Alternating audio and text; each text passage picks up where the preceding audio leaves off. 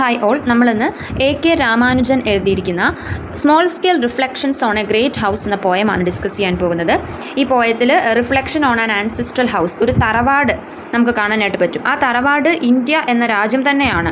List of things lost long ago, ഒരുപാട് നാൾ മുൻപ് നഷ്ടപ്പെട്ടു പോയതായ കാര്യങ്ങളെ ഇവിടെ ഇങ്ങനെ പറഞ്ഞു പോകുന്നുണ്ട്. കാര്യങ്ങളെന്ന് വെച്ചാൽ ഇന്ത്യൻ കൾച്ചറിൻ്റെ ഭാഗമായിട്ടുണ്ടായിരുന്ന കുറേ ബിലീഫ്സ്, അന്യം നിന്ന് പോയ ഒരുപാട് ബിലീഫ്സ്, അതിനെപ്പറ്റിയൊക്കെ പറഞ്ഞു പോകുന്നുണ്ട്. പിന്നെ reveals the strong hold the house has on speaker's consciousness. പിന്നെ meditation about antiquity, heritage and culture, അതൊക്കെയാണ് ഇതിൽ പറയുന്നത്. പിന്നെ ഒരു ഹ്യൂമർ കലർന്ന രീതിയിലാട്ടോ ഇത് എഴുതി പോയേക്കുന്നത്. ഒരു സറ്റയറിനെ ഹ്യൂമർ കലർത്തി എഴുതി എങ്ങനെ ഇരിക്കും, അതുപോലെയാണ് എഴുതി പോയിരിക്കുന്നത്. അപ്പം നമുക്ക് പോയത്തിലേക്ക് നോക്കാം. Sometimes I think that nothing that ever comes into this house goes out. Things that come in every day to lose themselves among other things lost long ago. Among other things lost long ago. ഇവിടെ പോയിട്ട് പറയാൻ ശ്രമിക്കുന്നത്, ഈ വീട്ടിലേക്ക് വന്നിട്ടുള്ളതായ ഒരു കാര്യങ്ങളും തിരിച്ചു പോയിട്ടില്ല. പക്ഷെ അവയ്ക്കൊക്കെ എന്താ സംഭവിച്ചത്? അവയൊക്കെ നഷ്ടപ്പെട്ടു പോവുകയാണ് ചെയ്തത്. ആ വീടിൻ്റെ ഉള്ളിൽ തന്നെ വെച്ച് അവയൊക്കെ നഷ്ടപ്പെട്ടു പോവുകയാണ് ചെയ്തത്. അപ്പോൾ ഈ വീടിൻ്റെ ഉള്ളിൽ പല കാര്യങ്ങളും ഇങ്ങനെ എല്ലാ ദിവസവും വരാറുണ്ട്. പക്ഷെ അവയൊക്കെ കാലക്രമേണ നഷ്ടപ്പെട്ടുകൊണ്ടിരിക്കുകയാണ്. അപ്പോൾ പുതിയതായിട്ട് വരുന്ന കാര്യങ്ങളും ആ നഷ്ടപ്പെട്ടവയോടൊപ്പം നഷ്ടപ്പെട്ടുകൊണ്ടേ ഇരിക്കുകയാണെന്നാണ് പറയുന്നത്. അപ്പോൾ ഇവിടെ ഉദ്ദേശിക്കുന്നത്, ഇന്ത്യയിൽ ഒരുപാട് വിശ്വാസങ്ങളുണ്ട്, ആചാരങ്ങളുണ്ട്, അനുഷ്ഠാനങ്ങളുണ്ട്. അതിൽ പലതും കാലക്രമേണ നഷ്ടപ്പെട്ടു പോകും, അല്ലേ? അല്ലെങ്കിൽ പ്രാക്ടീസ് ചെയ്യാതാവുകയും അന്യം നിന്ന് പോവുകയൊക്കെ ചെയ്യും. എന്ന് വെച്ചത് ഇന്ത്യയിൽ നിന്ന് പുറത്തു പോയിട്ടുണ്ടോ? ഇല്ല. ഇന്ത്യയുടെ അകത്ത് വെച്ച് തന്നെയാണ് നഷ്ടപ്പെട്ടു പോയിട്ടുള്ളത്. ആ ഇന്ത്യൻസ് തന്നെയാണ് അവയെ നഷ്ടപ്പെടുത്തി കളഞ്ഞിട്ടുള്ളത്. അപ്പം ആ ഒരു കാര്യത്തെയാണ് ഇവിടെ വീട്ടിലേക്ക് വന്ന കാര്യങ്ങൾ എന്ന് പറഞ്ഞുകൊണ്ട് കവി ഉദ്ദേശിക്കുന്നത് കേട്ടോ. Lame wandering cows from nowhere have been known to be tethered, given a name, encouraged to get pregnant in the broad daylight of the street under the elders' supervision, the girls hiding behind windows with holes in them. അലഞ്ഞു തിരിഞ്ഞ് free ആയിട്ട് നടക്കുന്ന പശുക്കളെ ഈ വീട്ടിലുള്ളവർ ഈ വീട്ടിലേക്ക് കൊണ്ടുവരും. എന്നിട്ട് ആ പശുക്കളുടെ ഫ്രീഡം കർട്ടേൽ ചെയ്യും എന്നാണ് പറയുന്നത്. എങ്ങനെ? അവയുടെ കഴുത്തിൽ ഒരു കയറ് കെട്ടിയിട്ട്. അതിനുശേഷം അവയ്ക്കൊക്കെ ഓരോ പേര് നൽകും. എന്നിട്ട് ആ വീട്ടിലെ മുതിർന്നവരുടെ മേൽനോട്ടത്തിൽ ഇവരെ എന്താ പറയുക, ഡേ ലൈറ്റിൽ പ്രഗ്നൻ്റ് ആവാൻ എൻകറേജ് ചെയ്യും എന്നാണ് പറയുന്നത്. അപ്പോൾ ഈ ഒരു പ്രോസസ്സ്, ഇങ്ങനെ പ്രഗ്നൻ്റ് ആവാൻ എൻകറേജ് ചെയ്യുന്നൊരു പ്രോസസ്സ് പബ്ലിക്ക് വെച്ചാണ് നടക്കുന്നത്. ഈ പ്രോസസ്സൊക്കെ പുറത്ത് നടക്കുമ്പോഴും ഗേൾസിൻ്റെ പ്രസൻറ്റ് അവിടെ ഇല്ലെന്നാണ് പറയുന്നത്. അവർ വീടുകൾക്കുള്ളിലിരുന്ന് ആ ജനാലയിലെ ദ്വാരത്തിലൂടെയാണ് അവർ ഈ പ്രോസസ്സ് നോക്കിക്കാണുന്നത്. അപ്പം ഇവിടെ കടന്നു വരുന്നത് ആ ഒരു dichotomy or hypocrisy of Indian മെൻറ്റാലിറ്റിയാണ്. പാട്രിയാർക്കിക്കൽ മെൻറ്റാലിറ്റി ഓഫ് ഇന്ത്യ, എങ്ങനെയാണ് വിമനെ സപ്രസ് ചെയ്യുന്നത്, പിന്നെ ചൈൽഡ് മാരേജ്, അതൊക്കെയാണ് ഇവിടെ കടന്നു വരുന്നത്. ഒന്നും കൂടി വിശദീകരിച്ച് പറയുകയാണെങ്കിൽ, ഇവിടെ ചൈൽഡ് മാരേജ് എന്ന് ഞാൻ പറഞ്ഞല്ലോ, അത് ഈ കൗസിൻ്റെ ആ ഇൻസിഡൻറ്റുമായിട്ടൊന്ന് ചേർത്ത് വായിക്കാം. കൗസിൻ്റെ ആ ഒരു ഫ്രീഡം ഓഫ് മൂവ്മെൻറ്റ് റെസ്ട്രിക്റ്റ് ചെയ്യാൻ അവരുടെ കഴുത്തിൽ കയറ് കെട്ടി അവരെ പ്രഗ്നൻറ്റ് ആവാൻ ഫോഴ്സ് ചെയ്യുന്നത് പോലെ പെൺകുട്ടികളുടെ ആ മൂവ്മെൻറ്റ് റെസ്ട്രിക്റ്റ് ചെയ്യാൻ വേണ്ടി അവരെ വളരെ ചെറുപ്പത്തിലെ കല്യാണം കഴിപ്പിച്ച് വിടുകയും അതിനുശേഷം അവരെ പ്രഗ്നൻറ്റ് ആവാൻ വേണ്ടിയിട്ട് പ്രേരിപ്പിക്കുകയും ആ ഒരു ഫ്രീക്വൻറ്റ് പ്രഗ്നൻസി, അതേ തുടർന്നുള്ള അവരനുഭവിക്കേണ്ടി വരുന്ന ഒപ്രഷൻ, അതിനെയൊക്കെയാണ് ഇവിടെ കാണാനായിട്ട് പറ്റുക. പ്രഗ്നൻറ്റ് ആവാൻ പ്രേരിപ്പിക്കുന്നത് ആ ഒരു തലമുറയുടെ നിലനിൽപ്പ്, അതിന് വേണ്ടിയിട്ടാണ്. കുട്ടികൾ ജനിച്ചാലാണല്ലോ അവരുടെ ആ ഒരു ജനറേഷൻ ഇങ്ങനെ കണ്ടിന്യൂ ആയിക്കൊണ്ടേയിരിക്കുള്ളൂ, അതിന് വേണ്ടിയിട്ടാണ്. പിന്നെ ഇവിടെ ഗേൾസ് ഹൈഡ് ചെയ്യുകയാണെന്ന് പറയുന്നതിലൂടെ ആ ഒരു oppression faced by women in a patriarchal society, അതാണ് കാണുന്നത്. മെൻ ഒപ്രസ് ചെയ്ത്, അല്ലെങ്കിൽ അവരെ എപ്പോഴും വീടിൻ്റെ ഉള്ളിൽ തന്നെ നിർത്തുന്ന ആ ഒരു അവസ്ഥ, അവരെപ്പോഴും ഉൾവലിഞ്ഞ ജീവിതമാണ് നയിക്കുന്നത്. അപ്പോൾ ആ ഇന്ത്യൻ സൊസൈറ്റിയിൽ ഇപ്പോൾ കുറഞ്ഞു വരുന്നുണ്ടെങ്കിലും ഒരു കാലഘട്ടത്തിൽ വളരെ കൂടി നിന്നിരുന്ന ആ ഒരു ഏർലി മാരേജസും പിന്നെ ഓപ്പറേഷൻ ഫേസ്ഡ് ബൈ വിമനും ഒക്കെയാണ് ഇവിടെ കടന്നു വരുന്നത്. Unread library books usually mature in 2 weeks and begin to lay a row of little eggs in the ledgers for fines. അപ്പോൾ ഈ വീട്ടിൽ ഒരുപാട് ലൈബ്രറി പുസ്തകങ്ങളുണ്ടെന്നാണ് പറയുന്നത്. ആ പുസ്തകങ്ങളൊക്കെ എങ്ങനെയുള്ളവയാണ്? അവയൊന്നും ആരും വായിക്കുന്നില്ല. അൺറെഡ് ലൈബ്രറി ബുക്സാണ്. ആരും വായിക്കാതെ അവിടെ ഇങ്ങനെ മറന്നു വെച്ചേക്കുന്ന പോലെ ഒരുപാട് ലൈബ്രറി പുസ്തകങ്ങൾ നമുക്ക് കാണാനായിട്ട് പറ്റും ഈ വീട്ടിൽ. അവയൊക്കെ ലൈബ്രറിയിലേക്ക് തിരിച്ചു കൊടുക്കേണ്ട സമയമൊക്കെ കഴിഞ്ഞു പോയവയാണ്. അതായത് റിട്ടേൺ ചെയ്യേണ്ട സമയമൊക്കെ കഴിഞ്ഞു, എന്നിട്ടും ഇത് വായിച്ചു തീർത്തിട്ടുമില്ല, റിട്ടേൺ ചെയ്തിട്ടുമില്ല. അപ്പോൾ ആ പുസ്തകങ്ങൾ മറ്റേ ലൈബ്രറിയിലെ അക്കൗണ്ട് ബുക്കിൽ ഫൈനിൻ്റെ എണ്ണം ഇങ്ങനെ കൂട്ടിക്കൊണ്ടിരിക്കുവാണ് അത്രേ.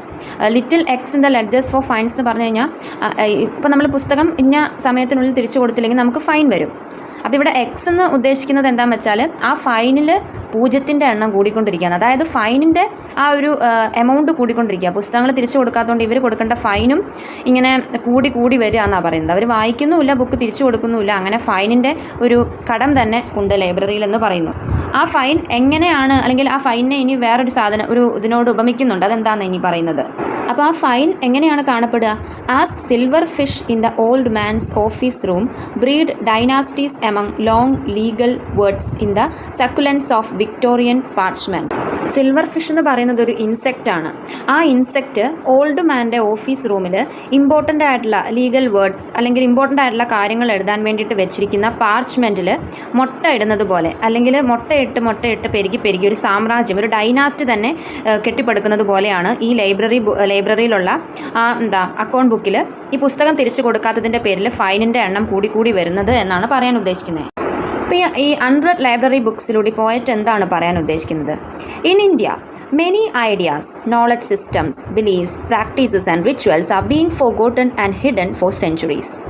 ആ ഒരു സത്യാവസ്ഥയെ കാണിക്കുന്നതിന് വേണ്ടിയിട്ട് ഇങ്ങനെ ഇന്ത്യയിൽ ഉണ്ടായിരുന്ന ഒരുപാട് വിശ്വാസങ്ങളൊക്കെ എങ്ങനെയാണോ ഈ പുസ്തകങ്ങൾ മറന്നു വെച്ചതുപോലെ മറന്നു പോയത് അല്ലെങ്കിൽ മറക്കപ്പെട്ടത്, ആ ഒരു റിയാലിറ്റിയെ കാണിക്കാനാണ് ഇവിടെ ഇങ്ങനെ ഒരു എക്സാമ്പിൾ കൊടുത്തിരിക്കുന്നത്. പിന്നെ ഈ പോയം വായിക്കുമ്പോൾ നമ്മൾ ശ്രദ്ധിക്കേണ്ടത് ഇതിൽ മുഴുവൻ ഒരു വിരോധാഭാസമാണ് കടന്നു വന്നിരിക്കുന്നത്. ഒരു പരിഹാസം, സറ്റയർ പോലെ, അത് ഹ്യൂമർ കലർത്തി എഴുതിയിരിക്കുകയാണ് ചെയ്യുന്നത്.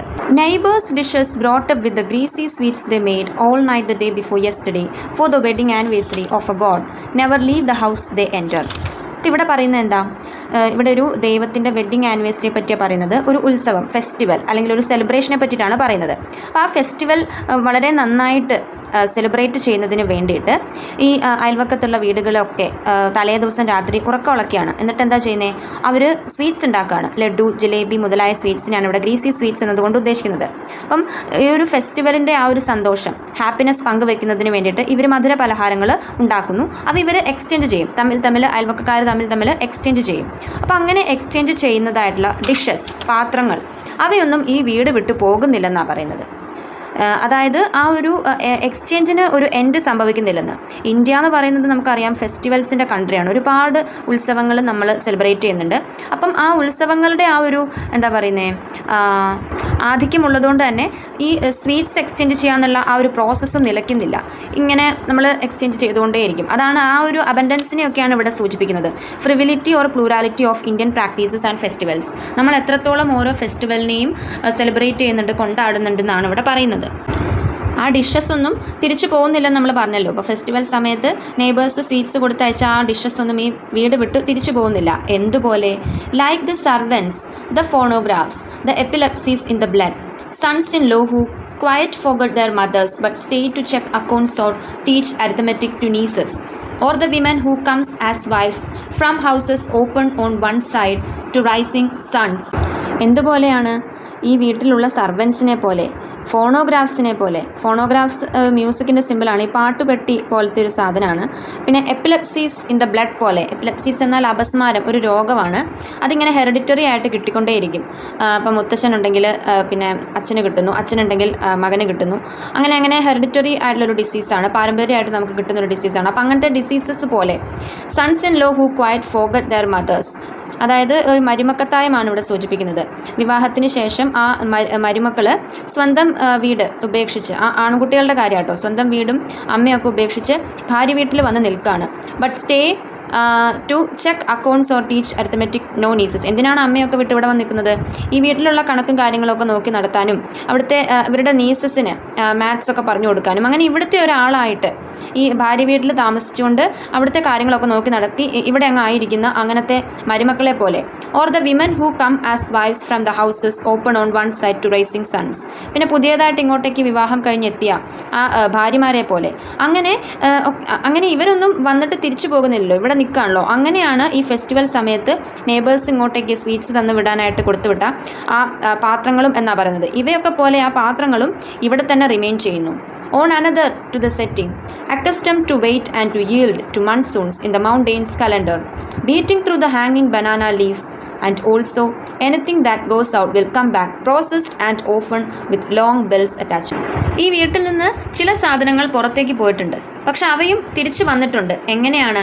പ്രോസസ്ഡ് ആയിട്ട്, വളരെ നല്ല രീതിയിൽ പ്രോസസ്സ് ചെയ്ത് പുതിയ സാധനങ്ങളായിട്ട് തിരിച്ചു വന്നിട്ടുണ്ട്. പക്ഷേ അവയിൽ ലോങ് ബിൽസ് അറ്റാച്ച് ചെയ്തിട്ടുണ്ട്. അവയ്ക്ക് നമ്മൾ വലിയ വില കൊടുക്കേണ്ടി വരും, അത് വീണ്ടും നമ്മളുടേതാകണമെങ്കിൽ. എന്തുപോലെ? Like the hooped bales of cotton shipped off to invisible Manchesters and brought back milled and folded for a price cloth for our days, middle class loins and muslin for our richer nights. കൊളോണിയലിസത്തിനെ പറ്റിയിട്ടാണ് ഇവിടെ പറയുന്നത്, ആ ഒരു plantation അതിനെക്കുറിച്ചൊക്കെ. അപ്പോൾ ആ ടൈമിൽ ഒരുപാട് കോട്ടൺ നമ്മുടെ ഇന്ത്യയിൽ നിന്ന് കയറ്റി അയച്ചിട്ടുണ്ട് മാഞ്ചസ്റ്ററിലേക്കൊക്കെ ചീപ്പ് വിലയ്ക്ക്. എന്നിട്ട് അവിടെ ചെന്നിട്ട് മാഞ്ചസ്റ്ററിലെ ആ ഒരു മെഷീനറിയുടെ ഒക്കെ സഹായത്തിൽ അത് നല്ല നല്ല ക്ലോത്ത്സ് ഒക്കെ ആയിട്ട് നല്ല പ്രോസസ്ഡ് ആയിട്ട് ഇങ്ങോട്ടേക്ക് തിരിച്ചവരയക്കും. ഇവിടെ വന്നത് വിൽക്കുന്നത് എങ്ങനെയാണ്? വളരെ കൂടിയ വിലയിലാണ്, എന്താ ഹൈ പ്രൈസ് ആയിരിക്കും എല്ലാ തുണികൾക്കും. അതുകൊണ്ട് അത് സാധാരണക്കാർക്ക് അഫോർഡ് ചെയ്യാൻ പറ്റില്ല. For a price cloth for our days, middle class loins and muslin for our richer nights. പല ടൈപ്പുള്ള മെറ്റീരിയൽ ഉപയോഗിച്ച് പല തരത്തിലുള്ള ഡ്രസ്സൊക്കെ ഉണ്ടാക്കി ഇവിടെ കൊണ്ട് വിൽക്കുമ്പോൾ നമുക്കത് അഫോർഡ് ചെയ്യാൻ പറ്റുമോ? അതുമില്ല. അപ്പോൾ ആ ഒരു എക്സ്പ്ലോയിറ്റേഷൻ ഓഫ് ഇന്ത്യൻ സൊസൈറ്റി, അല്ലെങ്കിൽ നമ്മുടെ ആ ഒരു നമുക്കുണ്ടായിരുന്ന ഒരുപാട് റിച്ച് സാധനങ്ങളെ എക്സ്പ്ലോയിറ്റ് ചെയ്തിട്ട് വെസ്റ്റേണേഴ്സ് അതിൽ നിന്ന് ഗെയിൻ ചെയ്ത ആ ഒരു കാര്യത്തെയാണ് ഇവിടെ പറയുന്നത്. Letters mailed have a way of finding their way back with many redirections to wrong addresses and reading marks earned in Tiruvalla and Salcott. And ideas behave like rumors once casually mentioned somewhere. They come back to the door as prodigies born to prodigal fathers, with eyes that vaguely look like our own, like what uncle said the other day. ഇവിടെ പറയുന്നത് Indian ഐഡിയാസും thought പ്രോസസ്സും ബിലീഫ്സും ഒക്കെ ഒരു rumour പോലെ മറ്റുള്ള രാജ്യങ്ങളിലേക്ക് എങ്ങനെയാണ് സ്പ്രെഡായി പോയത് എന്നാണ്. ഒരു ധൂർത്തനായ അച്ഛന് നല്ലവനായ ഒരു മകൻ ജനിച്ചതുപോലെ നമ്മുടെ ഐഡിയാസ് മറ്റു രാജ്യക്കാർ എടുക്കുകയും അവരത് റിഫൈൻ ചെയ്ത് അവരുടേതാക്കി മാറ്റി ചിത്രീകരിക്കുകയും ചെയ്തു. എന്തുപോലെ? Like what uncle said the other day. ഒരു ദിവസം അങ്കിൾ എന്നോട് പറഞ്ഞതുപോലെ. എന്താണ് അങ്കിൾ പറഞ്ഞത്? That every Plotinus we read is what some Alexander looted between the malarial rivers. Plotinus ഒരു ഗ്രീക്ക് ഫിലോസഫറാണ്. അദ്ദേഹത്തിൻ്റെ ഓൾമോസ്റ്റ് എവറി വർക്ക് നമ്മൾ വായിച്ചു നോക്കുകയാണെങ്കിലും അതിൽ ഇന്ത്യൻ ഐഡിയാസിൻ്റെ ഒരു അംശമുണ്ടെന്നാണ് പറയുന്നത്. അതെങ്ങനെയാണ് അദ്ദേഹത്തിന് കിട്ടിയത്? അലക്സാണ്ടർ ദ ഗ്രേറ്റ് ഇന്ത്യയിൽ വന്നപ്പോൾ അദ്ദേഹം ഒരുപാട് ഐഡിയാസൊക്കെ ഇവിടുന്ന് ലൂട്ട് ചെയ്തിട്ട് തിരിച്ച് അദ്ദേഹത്തിൻ്റെ നാട്ടിലേക്ക് അയച്ചായിരുന്നു. അതിൽ നിന്ന് ഇൻഫ്ലുവൻസ് അതിൽ നിന്ന് ഉൾക്കൊണ്ട കാര്യങ്ങളൊക്കെയാണ് ഈ പ്ലോട്ടിനസ് തൻ്റെ വർക്കിലും എഴുതി വെച്ചിരിക്കുന്നത്. ഇവിടെ looted between the malarial reverse എന്ന് പറഞ്ഞാൽ മലേറിയ ഉണ്ടാക്കുന്ന കൊതുകുകൾ പെറ്റുപെരുകുന്ന ഒരു റിവർ എന്നാണ് അതിൻ്റെ അർത്ഥം. അപ്പോൾ അതുകൊണ്ട് ഇവിടെ ഉദ്ദേശിക്കുന്ന ഇത്രയേ ഉള്ളൂ. അദ്ദേഹം ഇന്ത്യയിൽ വന്നപ്പോൾ ഒരുപാട് നമ്മുടെ ഐഡിയാസൊക്കെ ലൂട്ട് ചെയ്ത് തിരിച്ചു കൊണ്ടുപോയായിരുന്നു അദ്ദേഹത്തിൻ്റെ നാട്ടിലേക്ക്. അപ്പം അങ്ങനെ അവിടെ എത്തിപ്പെട്ടതായ ഐഡിയാസൊക്കെയാണ് പിന്നീട് പ്ലോട്ടിനസ് വായിക്കുകയും അദ്ദേഹത്തിൻ്റെ വർക്കുകളിൽ അദ്ദേഹം എഴുതി വെക്കുകയും ചെയ്തത്. അപ്പോൾ ഇന്ത്യൻ ഐഡിയാസും നമ്മുടെ ബിലീഫ്സും ഒക്കെ ലൂട്ട് ചെയ്യപ്പെട്ടിട്ടുണ്ട്. നമ്മൾ പോലും അറിയാതെ ഫോറിൻ കൺട്രീസ് അങ്ങോട്ടേക്ക് കൊണ്ടുപോയിട്ട് അവരുടെ ഐഡിയാസായിട്ട് ചിത്രീകരിച്ചിട്ടുണ്ടെന്നാണ് ഇവിടെ പറഞ്ഞു വെക്കുന്നത്. A beggar once came with a violin to croak out a prostitute song that our voiceless cook sang all the time in our backyard. അപ്പോൾ ഒരു ദിവസം അവിടെ ഒരു ബെഗർ വരുവാണ് ആ വീട്ടിലേക്ക്, ഒരു വയലിനുമായിട്ടാണ് വരുന്നത്. എന്നിട്ട് എന്താ ചെയ്യുന്നത്? Croak out a prostitute song എന്നാണ് പറയുന്നത്. ക്രോക്ക് എന്നാൽ ഈ ഗ്ലോസറിയിൽ കൊടുത്തേക്കുന്നത് unpleasant rough sound like that of a frog or a crow. ഒരു കാക്കയുടെയോ തവളയുടേതോ പോലെയുള്ള ഒരു അൺപ്ലസൻ്റ് ആയിട്ടുള്ള ശബ്ദത്തിന് ഉടമയുള്ള ഒരാളുടെ ആ ആളുടെ ശബ്ദത്തെയാണ് നമ്മൾ ക്രോക്ക് എന്ന് പറയുക. മനസ്സിലായില്ലേ? അപ്പോൾ അങ്ങനത്തെ ഒരു ശബ്ദം വെച്ചുകൊണ്ട് ഒരു കാളരാഗം എന്നൊക്കെ പറയും. അങ്ങനത്തെ ഒരു രീതിയിൽ അവിടെ നിന്ന് പ്രോസ്റ്റിറ്റ്യൂട്ട് സോങ് പാടുകയാണ് ആര്? ബെഗർ. പ്രോസ്റ്റിറ്റ്യൂട്ട് സോങ് എന്ന് ഇവിടെ ഉദ്ദേശിക്കുന്നത് ആ ബെഗറിന് മറ്റുള്ളവരുടെ ശ്രദ്ധ പിടിച്ചു പറ്റണം, അതിന് മറ്റുള്ളവരെ ആകർഷിക്കുന്ന രീതിയിലുള്ള പാട്ട് പാടണ്ടേ. അപ്പോൾ അങ്ങനത്തെ പാട്ട് പാടുക എന്നാണ് പറയുന്നത്. That our voiceless cook sang all the time in our back yard. അപ്പോൾ ആ പാട്ട് കേട്ടതിന് ശേഷം ഈ വീട്ടിലുള്ള വോയിസ്ലെസ് കുക്ക്, പാചകക്കാരൻ, ഈ വീടിൻ്റെ പിന്നാമ്പുറത്ത് നിന്ന് ഈ പാട്ട് ഇങ്ങനെ എപ്പോഴും പാടിക്കൊണ്ടിരിക്കുവാണെന്ന്. നമ്മളാണെങ്കിലും ഇപ്പോൾ ചില പാട്ടൊക്കെ കേട്ട് കഴിഞ്ഞാൽ നമുക്ക് ഇഷ്ടപ്പെട്ട് കഴിഞ്ഞാൽ അതിങ്ങനെ മൂളിപ്പാട്ട് പോലെ പാടി നടക്കുമല്ലോ. അതുപോലെ ഈ ബഗറിൻ്റെ പാട്ട് കേട്ട് ഇഷ്ടപ്പെട്ടിട്ട് അത് തന്നെ പാടിക്കൊണ്ട് നടക്കുകയാണ് ഈ വോയിസ്ലെസ് കുക്ക്. അപ്പോൾ ഇവിടെ ഒരു ചെറിയൊരു ഐറോണിക് സ്റ്റേറ്റ്മെൻ്റ് ആയിട്ട് നമുക്ക് തോന്നും. വോയിസ്ലെസ് കുക്ക് എങ്ങനെയാണ് പാടുന്നത് അല്ലേ? അപ്പോൾ ഇതിനെ ഒരു തരത്തിൽ നമുക്ക് കാണാം, ഈ കുക്ക് ഒരു പക്ഷേ ഊമയായിരിക്കും, മിണ്ടാൻ കഴിയാത്ത ഒരു ആളായിരിക്കും. അപ്പോൾ ഇങ്ങനെ ചെറുതായിട്ട് മൂളുന്നതിനെ ആയിരിക്കും ഇവിടെ വോയിസ്ലെസ് കുക്ക് സാങ് എന്ന് പറയുന്നത്. വേറൊരു രീതിയിൽ ചിന്തിച്ചാൽ ഈ കുക്ക് ആ വീട്ടിൽ അനുഭവിക്കുന്ന ആ വോയിസ്ലെസ്നെസ്, ശബ്ദമുയർത്താൻ പറ്റാതെ, അതായത് കുക്കാണല്ലോ, അപ്പോൾ വീട്ടിൽ ഒരു സെർവൻറ്റിൻ്റെ ആ ഒരു സ്റ്റാറ്റസാണ്. അപ്പം ഈ അഭിപ്രായം പറയാനൊരു സ്വാതന്ത്ര്യമില്ല, മിണ്ടാൻ സ്വാതന്ത്ര്യമില്ല. അങ്ങനെ ആ അനുഭവിക്കുന്ന സപ്രഷനെ, ആ വോയിസ്ലെസ്നെസ്സിനെ ആയിരിക്കും ഒരു പക്ഷേ ഇവിടെ വോയിസ്ലെസ് എന്നുകൊണ്ട് ഉദ്ദേശിച്ചേക്കുന്നത്. രണ്ട് രീതി നമുക്ക് കാണാം. എന്തായാലും ആ കുക്ക് പാട്ട് പാടി നടക്കുവാണ്. Nothing stays out. Daughters get married to short-lived idiots. Sons who run away come back. In grandchildren who recite Sanskrit to approving old men or bring betel nuts for visiting uncles who keep them gaping with anecdotes of unseen fathers, or to bring engaged water in a copper pot for the last of the dying and ancestors rattle in the throat. ഈ വീട്ടിലുണ്ടായിരുന്ന ഒരു വസ്തുവും അധികകാലം ഈ വീട് വിട്ട് നിൽക്കില്ലെന്നാണ് പറയുന്നത്. ഇവിടുന്ന് കല്യാണം കഴിഞ്ഞു പോയതായ പെൺമക്കൾ അവരുടെ ഹസ്ബൻഡ്സ് മരിച്ചതിന് ശേഷം തിരിച്ചു വരുന്നു. ഷോർട്ട് ലൈവ്ഡ് ഇഡിയറ്റ്സ് എന്ന് പറഞ്ഞാൽ പണ്ട് കാലത്ത് ഈ ചെറുപ്പം ആയിട്ടുള്ള പെൺകുട്ടികളെ വളരെ പ്രായം ചെന്ന ആൾക്കാരെ കൊണ്ട് കല്യാണം കഴിപ്പിക്കും. അങ്ങനെ വരുമ്പോൾ ആ ഭർത്താക്കന്മാർ നേരത്തെ മരിച്ചു പോവും, ഇവർ ചെറുപ്പത്തിലെ വിധവകളുമാകും. അപ്പോൾ അങ്ങനെ ചെറുപ്പത്തിൽ വിധവകളായിട്ടുള്ള പെൺമക്കൾ, ഈ വീട്ടിലെ പെൺമക്കൾ തിരിച്ചു വരുന്നു. പിന്നെയോ sons who run away come back, ഈ വീട്ടിൽ നിന്ന് ഓടിപ്പോയതായ ആൺമക്കൾ. ഓടിപ്പോവുക എന്ന് പറഞ്ഞാൽ ചിലപ്പോൾ ജോലി അന്വേഷിച്ച് വേറെ നാട്ടിലേക്ക് പോയവരാകാം, അതല്ലെങ്കിൽ എന്തെങ്കിലും ക്വാറലിൻ്റെ പേരിൽ ഇവിടുന്ന് രക്ഷപ്പെടാൻ ഓടിപ്പോയവരാവാം. ഏതെങ്കിലും തരത്തിൽ ഈ വീട്ടിൽ നിന്ന് മറ്റൊരു സ്ഥലത്തേക്ക് ഓടി രക്ഷപ്പെട്ടവരായ ആൺകുട്ടികൾ അവർ തിരിച്ചു വരും. പക്ഷെ അവർ തിരിച്ചു വരുമ്പോൾ ഒരു കുടുംബം തന്നെ അവരുടെ ഒപ്പം ഉണ്ടാവുന്ന പറയാം. ഇൻ ഗ്രാൻഡ് ചിൽഡ്രൻ, അതായത് അവരുടെ കുട്ടികളും കുട്ടികളുടെ കുട്ടികളും ഒക്കെ ആയിട്ടൊരു കുടുംബം തന്നെയാണ് തിരിച്ച് ഇങ്ങോട്ടേക്ക് എത്തുന്നത്.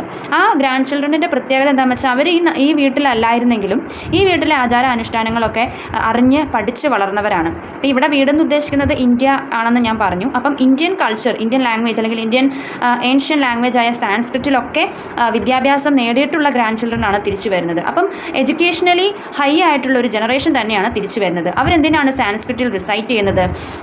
ഈ വീട്ടിലുള്ള ഓൾഡ് മെന്നിൻ്റെ, പ്രായം ചെന്ന പുരുഷന്മാരുടെ അപ്രൂവൽ കിട്ടുന്നതിന് വേണ്ടിയിട്ടാണ്. അതായത് അവരുടെ ആ ഒരു ബ്ലെസ്സിങ് ഒക്കെ കിട്ടുന്നതിന് വേണ്ടിയിട്ട് അവർ സാൻസ്ക്രിറ്റിൽ റിസൈറ്റ് ഒക്കെ ചെയ്യുന്നു. പുരാണ ഗ്രന്ഥങ്ങളൊക്കെ ആയിരിക്കാം വായിച്ചു കൊടുക്കുന്നത്. പിന്നെയോ or bring betel nuts for visiting uncles, അതല്ലെങ്കിൽ അവരുടെ അങ്കിൾമാർക്ക്, ഇവർ തിരിച്ച് ഈ വീട്ടിലേക്ക് വരുമ്പോൾ അവിടെ ഇവരെ വിസിറ്റ് ചെയ്യാൻ എത്തുന്ന അങ്കിൾമാർക്ക് മറ്റേ വെറ്റിലയും അടയ്ക്കയും ചുണ്ണാമ്പും ഒക്കെ ഉണ്ടല്ലോ, അതാണ് ബീറ്റിൽ നട്ട്സ് എന്നോട് ഉദ്ദേശിക്കുന്നത്. വെറ്റിലയും പാക്കും ഒക്കെയാണ് അതൊക്കെ കൊണ്ട് കൊടുക്കുന്നത് അവരെ പ്രീതിപ്പെടുത്തുന്നതിന് വേണ്ടിയിട്ട്. അപ്പോൾ ആ അങ്കിൾമാർ തിരിച്ചവർക്ക് എന്താ ചെയ്തു കൊടുക്കുന്നത്? Who keep them gaping with anecdotes of unseen fathers, ഈ കുട്ടികളുടെ പൂർവികരെ പറ്റിയുള്ള, അച്ഛനപ്പൂപ്പന്മാരെ കുറിച്ചുള്ള കഥകൾ, അവരുടെ ആ ഒരു ജീവിതമൊക്കെ ഈ കുട്ടികൾക്ക് പറഞ്ഞു കൊടുക്കുകയാണ്. ഇങ്ങനെയൊക്കെ ആയിരുന്നു നിങ്ങളുടെ മുത്തശ്ശന്മാരുടെ കാലഘട്ടത്തിൽ എന്നൊക്കെ പറഞ്ഞ് മുത്തശ്ശി കഥകളില്ലേ, അതുപോലത്തെ കഥകളൊക്കെ കുട്ടികൾക്ക് പറഞ്ഞു കൊടുക്കുന്നു.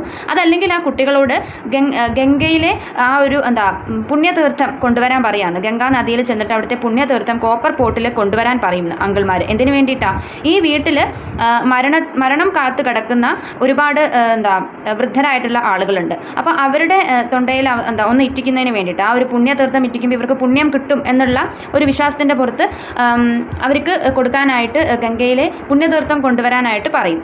And though many times from everywhere recently only twice, once in 1943 from as far as the Sahara, half gnawed by desert foxes, and lately from somewhere in the north a nephew with stripes on his shoulder was called an incident on the border and was brought back in plane and train and military truck even before the telegrams reached on a perfectly good. ഇവിടെ പറഞ്ഞേക്കുന്ന ഈ രണ്ട് ഇൻസിഡൻറ്റും മിലിറ്ററിയിലേക്ക് പോയിട്ട് തിരിച്ചു വന്നേക്കുന്ന ആ പട്ടാളക്കാരെ കുറിച്ചാണ്. ആദ്യത്തെ പട്ടാളക്കാരൻ വന്നത് 1943 സഹാറ മരുഭൂമിയിൽ നിന്നാണ് വന്നത്. എങ്ങനെയാണ് എത്തിയത്? ഈ ഡെസേർട്ട് ഫോക്സസ് കടിച്ച് കീറി ഉപദ്രവിച്ച നിലയിൽ ആണ് ആ ഫസ്റ്റ് പട്ടാളക്കാരനെ കാണാനായിട്ട് കഴിഞ്ഞത്. രണ്ടാമത്തെ പട്ടാളക്കാരൻ ഒരു നെഫ്യൂ ആണ്, ഈ ഒരു കുടുംബത്തിലെ ഒരു നെഫ്യൂ ആണ്. നോർത്തിൽ നിന്നാണ് അദ്ദേഹം വന്നേക്കുന്നത്. അദ്ദേഹത്തിൻ്റെ on his shoulder was called an incident on the border, അതായത് ഒരു അതിർത്തി തർക്കത്തിൽ ഏർപ്പെട്ടിട്ട് തിരിച്ച് വന്നേക്കുന്നത് പോലത്തെ ഒരു പട്ടാളക്കാരനാണ്. അപ്പം ഈ ആദ്യം വന്ന പട്ടാളക്കാരനും രണ്ടാമത് വന്ന പട്ടാളക്കാരനും ജീവനില്ല, അവർ മരിച്ചിട്ട് അവരുടെ ഡെഡ് ബോഡീസാണ് ഇങ്ങോട്ടേക്ക് കൊണ്ടുവന്നിരിക്കുന്നത്. അപ്പം ഈ രണ്ടാമത്തെ പട്ടാളക്കാരൻ്റെ ഡെഡ് ബോഡി എങ്ങനെയാണ് എത്തിച്ചത്? ആദ്യം പ്ലെയിനിൽ കൊണ്ടുവന്നു, പിന്നെ ട്രെയിനിൽ കൊണ്ടുവന്നു, പിന്നെ മിലിറ്ററി ട്രക്കിൽ ആണ് ഈ വീട്ടിലേക്ക് ഫൈനലായിട്ട് എത്തിച്ചത്. അപ്പം മരിച്ചു എന്ന ആ വിവരം പറഞ്ഞുകൊണ്ടുള്ള ടെലിഗ്രാം വീട്ടിലെത്തുന്നതിന് മുൻപ് ബോഡി എത്തി എന്നാണ് പറയുന്നത്. അപ്പോൾ ഇവിടുത്തെ പോസ്റ്റൽ സിസ്റ്റം എത്രത്തോളം സ്ലോ ആണെന്ന് നമുക്ക് മനസ്സിലാക്കാം. ഒരാൾ മരിച്ചു എന്ന ലെറ്റർ ഈ മരിച്ച വ്യക്തിയുടെ കർമ്മങ്ങളൊക്കെ കഴിഞ്ഞിട്ടാണ് എത്തുക എന്ന് പറയുമ്പോൾ അത് എത്ര ദാരുണമാണല്ലേ. അപ്പം അങ്ങനെ പറഞ്ഞുകൊണ്ടാണ് ഈ ഒരു കവിത തീരുന്നത്. അപ്പം ഈ പോയത്തിൻ്റെ അവസാനം പറഞ്ഞു നിർത്തുന്നത് രാജ്യത്തിന് വേണ്ടി ജീവൻ വരെ സമർപ്പിച്ച ഒരുപാട് ധീര യോദ്ധാക്കന്മാരുടെ നാട് കൂടിയാണ് ഇന്ത്യ എന്നാണ്. അതല്ലെങ്കിൽ ഈ വീട്ടിൽ നിന്നും ഒരുപാട് യോദ്ധാക്കന്മാർ ജന്മമെടുത്തിട്ടുണ്ട്. അവർ രാജ്യത്തിന് വേണ്ടി ശത്രുക്കളോട് പോരാടി തൻ്റെ രാജ്യത്തിൻ്റെ യശസ് കാത്തുരക്ഷിക്കുന്നതിന് വേണ്ടിയിട്ട് യുദ്ധം ചെയ്ത് മരണപ്പെട്ടവരാണ്, വീരന്മാരാണ്. അങ്ങനെയുള്ളവരുടെ നാടാണ് ഇന്ത്യ എന്ന് പറഞ്ഞിട്ട് അതിൻ്റെ ഒരു നോട്ടിൽ ആ ഇന്ത്യയുടെ സകല പ്രൗഢിയും കാണിച്ചുകൊണ്ടാണ് നമ്മുടെ പോയം നിർത്തുന്നത്. അപ്പോൾ അത്രയേ ഉള്ളൂ ഈ പോയം. മനസ്സിലായെന്ന് വിചാരിക്കുന്നു.